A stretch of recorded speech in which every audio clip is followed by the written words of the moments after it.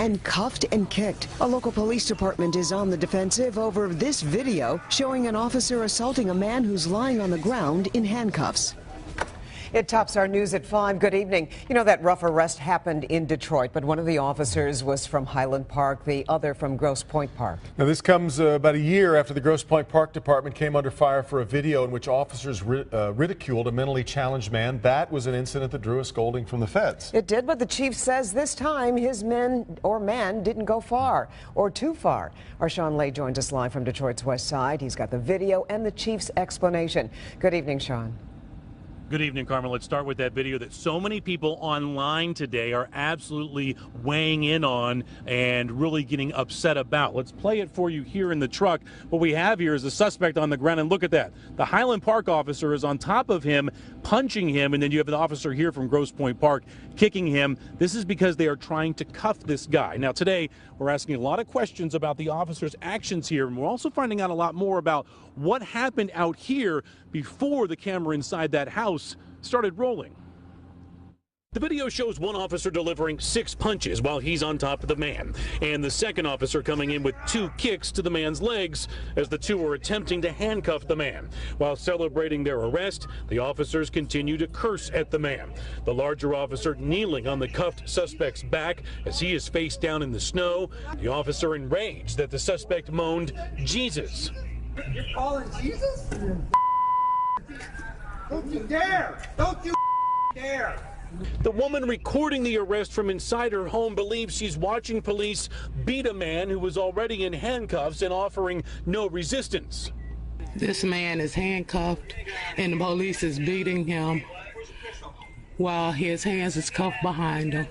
Closely looking at the video again, the officers punched and kicked the man while attempting to handcuff him. One taking a swipe after the cuffs were on, the other kneeling on the handcuffed man. It took police several more minutes to realize they left the man on the ground with a gun in his pants. One officer is from Grosse Pointe Park, the other is from Highland Park, both part of a stolen car task force.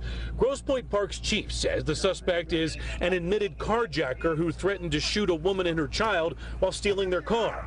The task force tracking the car, the armed suspect running from police and resisting, resulting in this rough takedown. In a statement, Grosse Pointe Park's chief calls the officers' actions proper, saying, quote, "Fearing for their safety and those in the immediate area, an officer delivered a kick to the thigh area of the subject, thus allowing the other officer the ability to arrest the subject.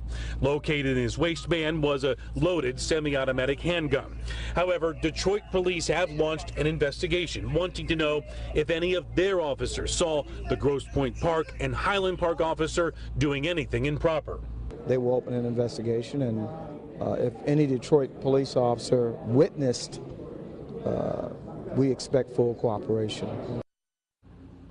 We also know more about the suspect who is being arrested right here. He's 51 from Detroit. He'll be in court tomorrow on charges. In the meantime, in 1 hour coming up at 6 o'clock, we break down that video with a former local police chief from Detroit. He talks about what went right in this arrest and then what he believes were the officers crossed a very dangerous line in making this arrest.